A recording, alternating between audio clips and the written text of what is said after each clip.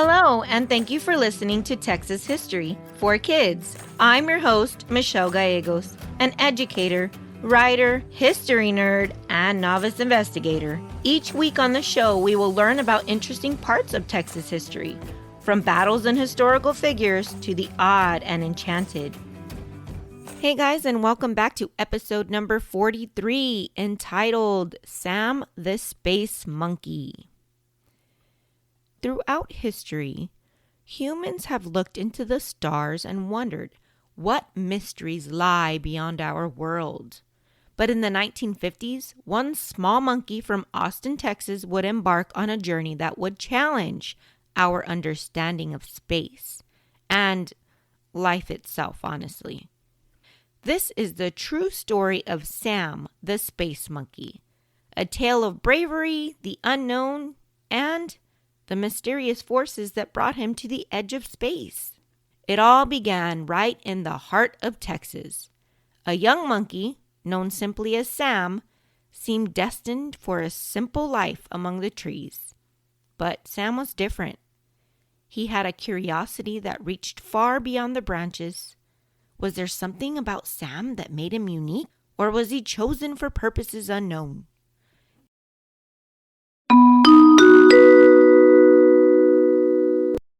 Hello, all you history buffs out there. I'm Michelle Gallegos, a former educator turned podcaster. Are you passionate about learning stories of Texas history that you don't exactly get to learn in school? Sure, you've heard about native tribes, a few famous battles, and historical figures like Stephen F. Austin. All topics that every Texas student should learn about. But what if I could offer you even more? Imagine not only listening to this podcast, but also having access to reading materials that accompany each episode, making it easier to dive into the topics that interest you most. I think you'll love what I have to offer.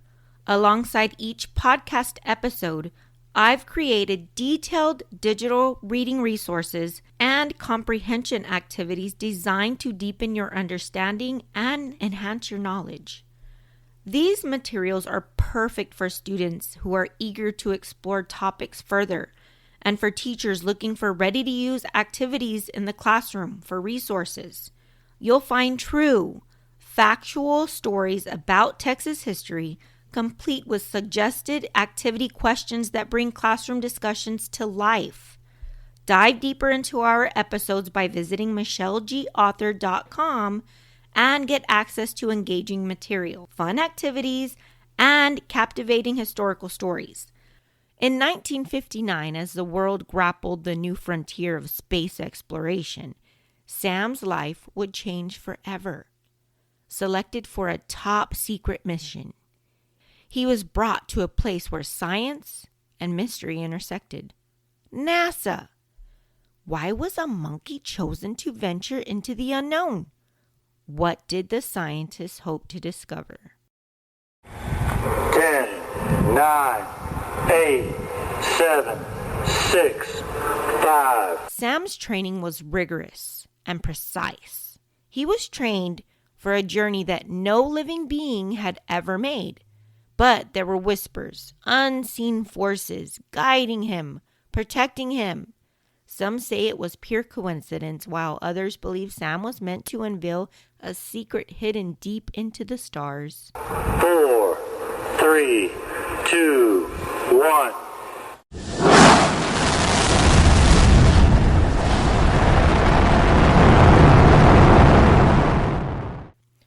High above the earth, in the cold, silent void of space, Sam experienced something extraordinary, something that humans have never experienced either. There are reports that his instruments behaved strangely and that he saw something no one could explain. Was it the vast emptiness playing tricks on him, or did Sam encounter something out there? Of course, these are probably things we will never know about because Sam is a monkey. And after all, he cannot speak. So we have to go by what science recorded that day. So Sam the Space Monkey started his flight in 1959 as part of the Little Joe 2 mission for NASA. So here's a summary of what was recorded about his experience. Regarding his physiological reactions, how he reacted in a physical way, Sam's vital signs such as his heart rate and respiration were closely monitored during this flight. These measurements showed how his body responded to the stress of the launch, weightlessness in space, and re-entry into the Earth's atmosphere. He remained stable throughout the mission, demonstrating that his body could withstand the intense conditions of space travel. Now, behavioral was a little bit different. Sam was trained to perform specific tasks like pressing levers in response to lights, which allowed scientists to measure how his brain was functioning and whether he was able to use his fine motor skills like hand movements during the flight. The reports indicated that Sam was able to perform his tasks effectively, even in the microgravity environment of space. So this suggested that space travel did not really have any impact on his ability to respond to things that were going on with his brain. So, like other animals that were sent into space, Sam would have experienced the effects of microgravity, which can cause disorientation due to the lack of gravitational cues. While the exact reports do not detail Sam's personal experiences, it is known that the capsule's weightlessness would have been a completely new sensation for him, possibly leading to a little bit of confusion or unable to adapt to what was happening. For Sam, it did seem as he was a little bit confused during his flight, as I would think any of us would be if we were sent into a whole different world or outer space, obviously.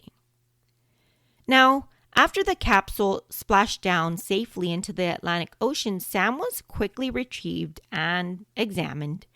The report showed that he was in good health after the flight, with no immediate effects. This successful mission demonstrated that living beings could survive the stresses of space travel, providing valuable information for future human missions. Now, of course, Sam returned to Texas a hero, but his journey left more questions than answers. Like, what did he really see up there? And why did he survive when others that were sent up on similar missions did not? Sam is not the only animal that has been sent to space.